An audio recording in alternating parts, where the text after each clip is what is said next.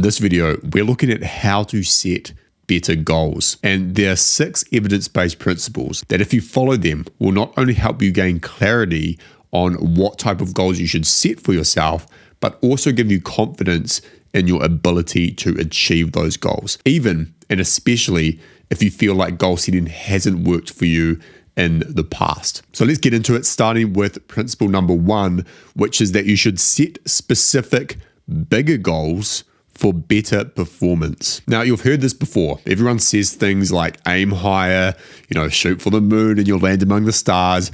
But it's not just a vague platitude. There's actually research to back this up. In their extensive work on what's called goal setting theory, Edwin Locke and Gary Latham found over 25 years and around 400 studies that specific, high or hard goals lead to a higher level of task performance than do easy goals or vague, abstract goals, such as the exhortation to do one's best. So long as a person is committed to the goal, has the requisite ability to attain it, and does not have conflicting goals, there is a positive linear relationship between goal difficulty and task performance. You'll likely have experienced this at some point in your life where you set a challenge for yourself, or you had a challenge imposed on you and you sort of rose up to the occasion. You worked harder than you normally would. You put in more effort. You narrowed your focus.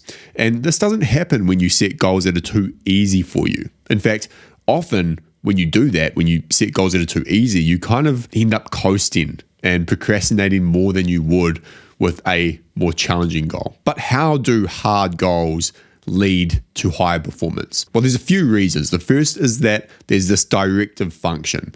When you set a challenging goal for yourself, when you aim a little higher, when you go bigger, you direct more attention and effort towards that goal and towards the activities required to achieve that goal. Hard goals require a lot of energy and a lot of resources.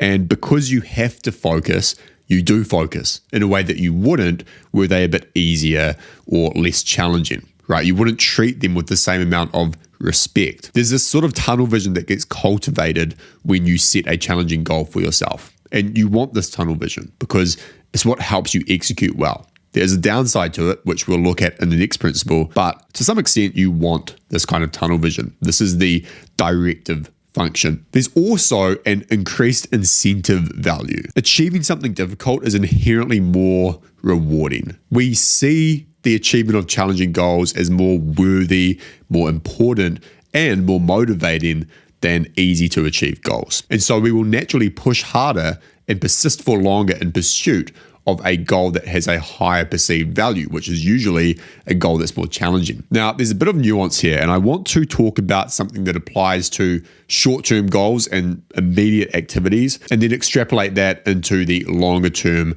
goal setting, because it does apply to it. And that is the biopsychosocial model of challenge and threat. Essentially, there are 2 types of states. There's the challenge state and there's the threat state. A challenge state occurs when you perceive that the demands of the situation you're faced with are high, but you have the ability to do the thing, to achieve the goal, to do the activity. You have the skills, the knowledge, the support, the capability. And so you're in this mindset of, this is tough, but I'm able to do it. I'm going to be able to do this. I'm going to be able to run the marathon. I've trained for it. I know it's hard, but I've got the skills.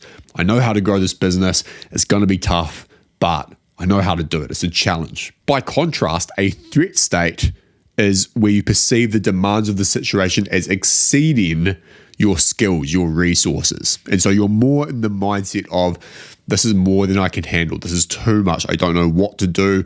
I don't know if I'm going to figure it out. I don't know if I can achieve this at all. Now, what's interesting and what research has found is that in the challenge state, there's typically an increase in cardiac output and decreased vascular resistance, which improves blood flow to the brain and so on. So there's actually an increase in physical and cognitive performance when you're pursuing something difficult. In the threat state, we find the opposite. We find this lower cardiac efficiency and greater vascular resistance. Now, like I said, this research is in the context of much shorter term goals, immediate activities, but it actually applies to the idea of setting challenging long-term goals. Because if you set a challenging long-term, let's say 90-day goal, there are short-term actions required to achieve that goal that are likely to be challenging in their own right and give you the boost from being in that challenge state. And so when you're setting goals, you really want to find this perfect golden mean between challenge and threat. If your goal is too easy, if it's not challenging enough, then you will not get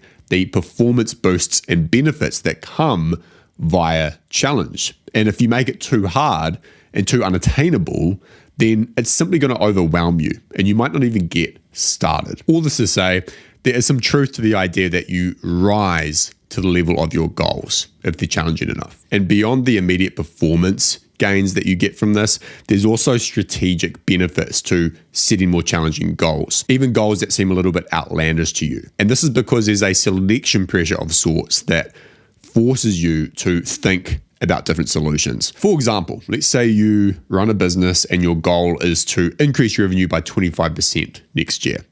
Well, that might just require that you do the same thing that you're doing, but faster or better, or simply more volume of it. But if you set the goal of 5xing or 10xing your revenue, well, you probably need a different strategy entirely. And so hard, challenging goals, they serve as this sort of filter, right? And they force you to find effective solutions, tools, and pathways.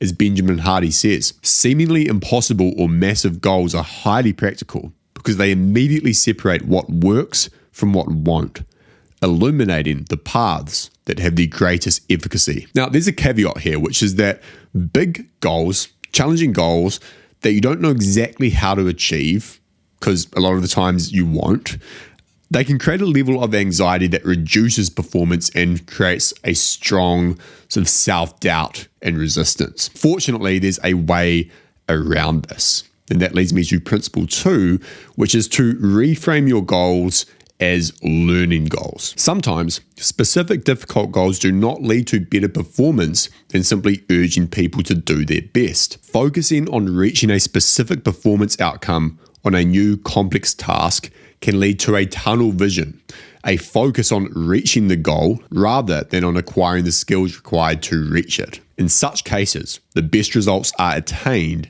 if a learning goal is assigned.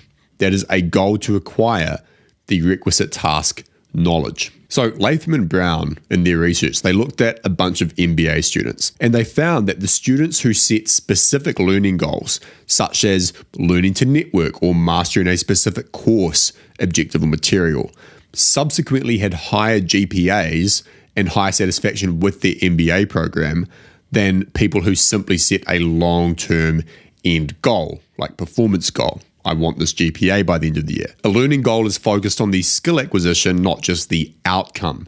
And if you just focus on the outcome, you can get that tunnel vision that blinds you to what you really need to do. And you can also get that anxiety around having no idea what to do and you're not sure how to achieve that outcome. And so it's good to frame your goal where you can as a learning goal, even if there are other external outcomes that you desire. For example, if you want to grow your sales in your business over the next 90 days, you can frame that as a performance goal, like I want to increase sales 25%, but you can also frame it as a learning goal. You might say, I want to learn how to hire and manage a killer sales team.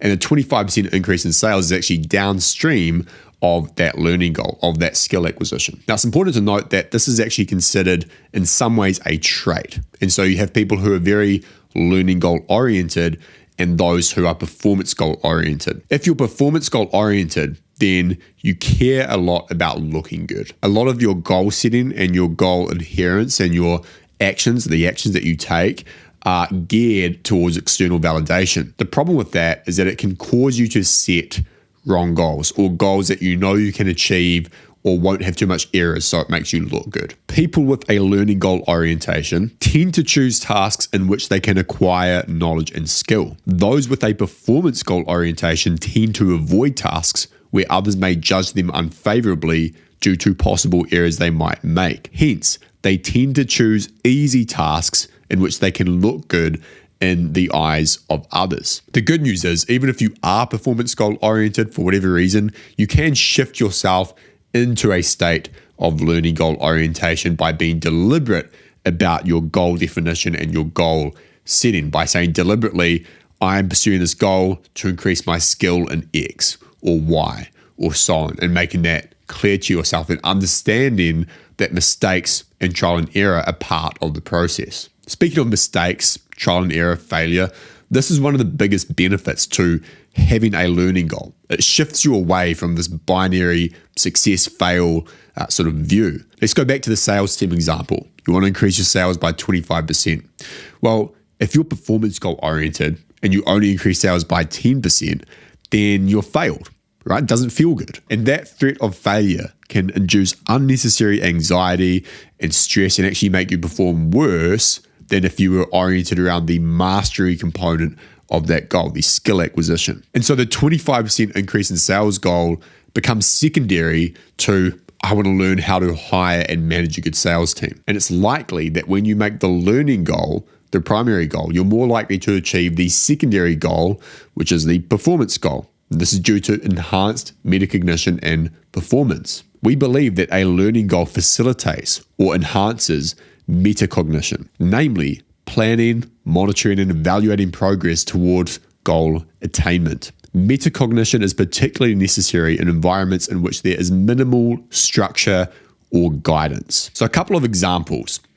Instead of saying, I want to grow my Instagram channel to 10,000 followers, you say, I'm going to learn how to create engaging content that connects with my audience. Instead of saying, I want to get 1,000 views on YouTube, you might set a goal of, I want to learn video editing techniques and storytelling through video. Instead of setting the goal of launching a product with 500 initial users, you might set the learning goal to learn the fundamentals of product market fit, user research methods, and prototyping best practices. So that is principle number 2, which is to reframe as learning goals. The third principle is to concentrate and narrow focus. We know that diffusing focus is not a good thing, yet we still do it anyway because we don't make clear our primary goal in pursuit. We don't draw a line in the sand. We don't make a clear commitment, which is something I'll talk about a bit later. And one of the reasons why it's so hard to focus on just one goal or less goals is that we're often choosing from a pile of other goals that are almost as equally as appealing, right? It's not like we're looking at 100 different things and picking the one thing that actually looks good. It's more like there's a dozen things and they're all pretty appealing and they all look pretty good and we all want to do them, but we can't do them all. And so we have to painfully or painstakingly choose one of them or two of them, but probably one, and pursue that to the exclusion of the others. That's why it's hard to focus. We worry about the opportunity cost of pursuing this goal versus the other one, or we get FOMO. And so we trick ourselves into thinking that maybe we can do all of them at once, or maybe we can add another one in or work on this one on the side. And to some extent, you can do multiple things at once as long as they don't conflict. The problem is they often do conflict, even when they're in separate domains. And so trying to build 3 businesses at once, probably not a good idea. I think most of us would agree with that. There's just too much conflict with cognitive load and physical energy, but maybe you can build a business and train for a marathon at the same time. But you probably can't build a business, train for a marathon, learn a new instrument, write a book, and spend time with your family and do another thing.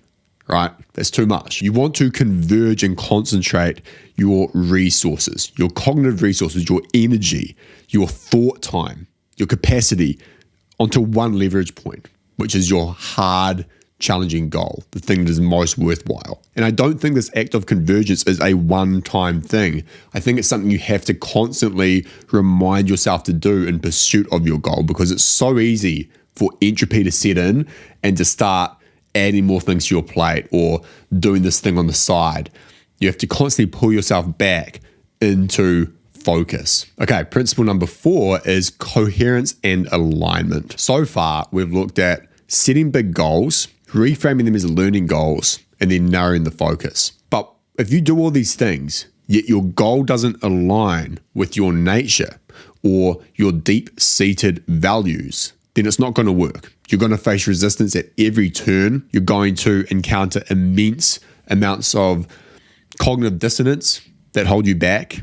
It's going to be extremely hard. To give you an example, let's say that you are a great marketer. You're fantastic at persuasion, advertising, copywriting. And maybe you see someone talking about affiliate marketing on social media and you think, oh, I could make a lot of money if I started hawking supplements that I know don't really work to retired people and really drill down on their pain points and fears. And so there's a part of that that appeals to you, which is the financial part, but it conflicts with your values, which is you don't want to work in industries like that. You don't want to do that type of work. You don't want to take advantage of people in that way. And if you pursue that goal, even if it's challenging, even if it's a learning goal, you're going to acquire skills, even if it's the one thing you do, you're focused, it's still not a good idea because there's no coherence. So you do not want to pursue goals that go against your values, even if those values are subconscious and you haven't defined them. Though I think you should define them and externalize them if you haven't done so already. The other part to this is setting goals that align with your nature. This is what you're good at, what you're interested in, curious about. Now, this is where things get a little bit nuanced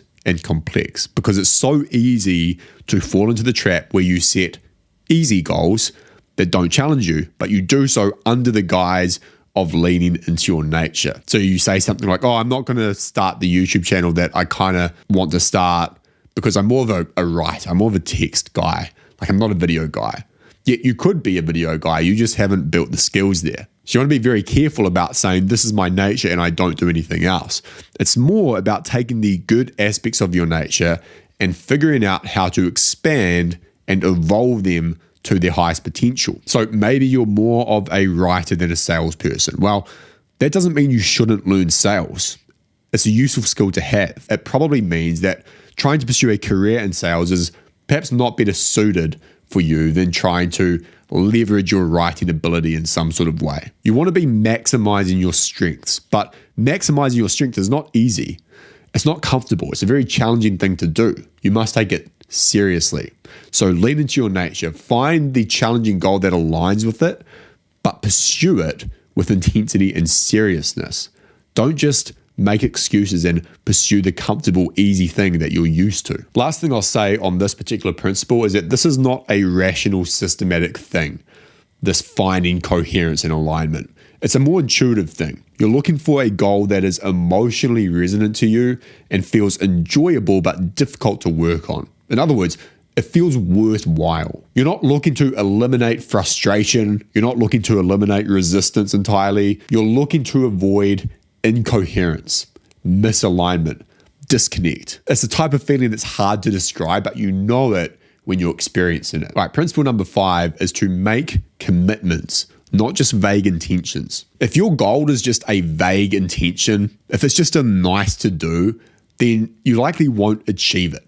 Something else will come along and unseat it. You need to be committed. And this is something I've talked before about on the channel, so I'm not going to go deep into the nature of commitment and the compounding benefits and so forth. But just understand that there are benefits to commitment beyond the immediate results, beyond what you get from achieving your goal. When you commit and you see things through, you become the type of person who has self-integrity, who does what they say they're going to do. It gives you this sort of personal power. I actually much prefer to use the term commitment than goal because it just has more weight to it, right? Everyone sets goals, but who actually achieves them? Not many people.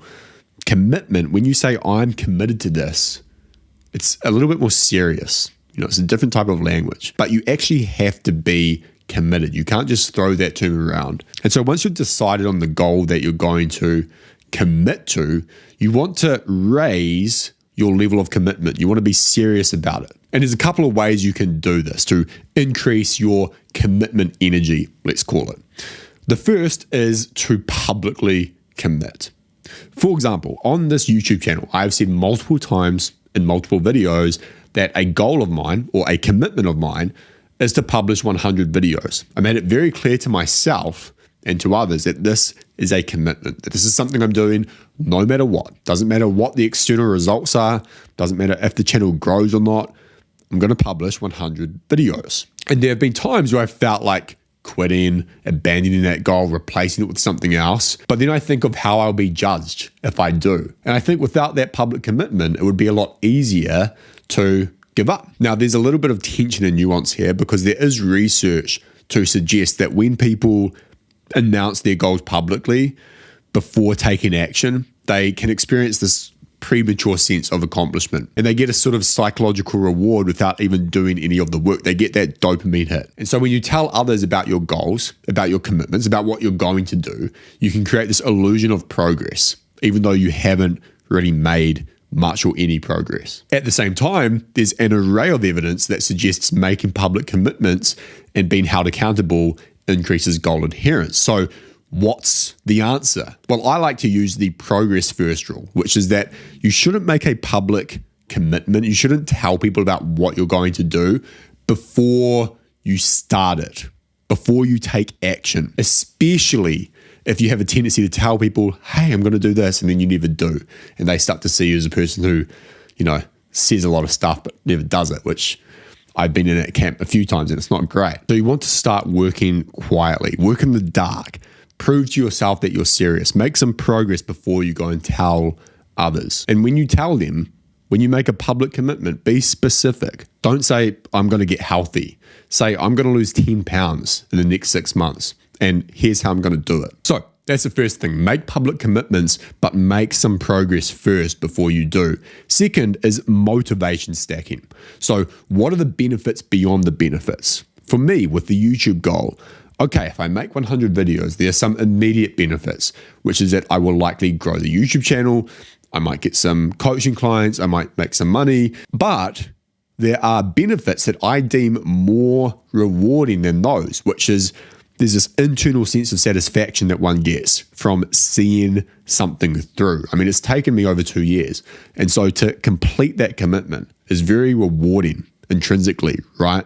There's the skill acquisition piece of just doing video after video, getting better on camera, editing, so on and so forth. That goes back to the learning goal that we talked about before. So this can help raise your level of commitment because it gives you all these things to fall back on when you feel like it's not worth it. There's always something that you're getting. There's always something you're gaining and learning and developing. Next is to shorten the timeline while keeping the difficulty high. It's very hard for people to commit to long-term goals beyond a year. Like if I asked you right now to set a 5-year commitment, I imagine you would find that very hard. A, because you might not know what you want to do. B, because life is dynamic and changes fast and priorities change. And C, I just don't think it's a very good way to go about things. And so one way to strengthen your commitment is to shorten the timeline but keep it challenging. So you might say, this is what I'm doing for the next 90 days, no matter what. It's a lot easier than saying, this is what I'm doing for the next year, no matter what, or next 2 years, no matter what. Another way to increase your level of commitment is principle number 6, which is to write your goals down, ideally more than once. So there's a very interesting study that compared 5 groups of people. I think they had 150 or so people in this study, and those in group 1 were asked to just think about their goals, right? Not write them down, but just think about them. Groups 2 to 5 were asked to write their goals and then rate their goals on certain dimensions. Same with group 1. So difficulty, importance, the extent to which they had the skills and resources to accomplish the goal, their commitment and motivation, and so forth. Now, group 2 was just asked to write down the goals. Group 3 was also asked to formulate action commitments. So what are the actions required? Group 4 was asked to formulate action commitments and send their goals and action commitments to a supportive. And then group 5 was asked to do all of those things as well as send weekly progress reports to a supportive friend. Now, it shouldn't be surprising that group 5 performed the best, but all of the writing groups, groups 2 to 5, significantly outperformed the unwritten goals group. And so there's something very powerful about writing down your goals, about putting pen to paper, saying, this is what I'm going to do. There's also something to be said about the consistency of repeating your goals to yourself, of priming yourself, so to speak. This actually works really well. If you review or you write down your goals every morning before you start work, then you're far more likely to stay committed, to actually do the work that's required. For example, there have been so many times where I have looked at my list of goals that I've just written down for that morning, and then looked at my to-do list that I planned like the day before and gone, hang on, this doesn't connect. This doesn't work. I shouldn't be working on these things today because this is my goal and I need to do things that get me towards the goal. The other benefit to writing down your goals and priming yourself with them is that it makes them top of mind and you're more likely to recognize opportunities that relate to them and engage in behaviors that support progress. This is what leads to the epiphany moments when you're in the shower, where you think, oh, that's a better way of structuring this, or, that's a good system for achieving that goal. When you constantly remind yourself of what you're working towards, your subconscious goes to work for you. All right, so to recap this video, we looked at 6 principles. We looked at why you should set bigger goals, make them specific. You want to find this golden mean between challenge and threat, not too easy, not too hard. This is what increases performance and increases effort, energy. Where useful, you want to reframe your goals as learning goals to maximize intrinsic motivation and performance. You want to concentrate, converge, and focus. You want to cut off other options. That's what it means to decide. It means to cut off. You gain much more by applying the bulk of your resources to one thing instead of diffusing your energy and efforts. You want to make sure that it coheres and it aligns with both your nature and your values. But don't fall into the easy trap where you just do what's comfortable for you. Do what you do best, but maximize it. Operate on the edge of your skill level so you keep growing. You want to commit to your goal. It's not just a nice to do. You should use the word commitment in your language, how you think about it yourself, and when you talk to other people about your goal. You should use the word commitment. Also, making public commitments is useful, but you want to make some progress first. You don't want to be the person who just talks about what they're going to do and never does it. Finally, write your goals down, make them concrete, and then remind yourself of them frequently. Prime your mind, either by reviewing them or, better yet, writing them down on a frequent basis. If you want to go deeper on this topic, I have a 45-minute video on how to stay focused on long-term goals. I go a lot deeper into some of the things that I talked about in this video and also some of the things I didn't talk about. So if that interests you, then make sure to check it out. Otherwise, I will see you next time. Cheers.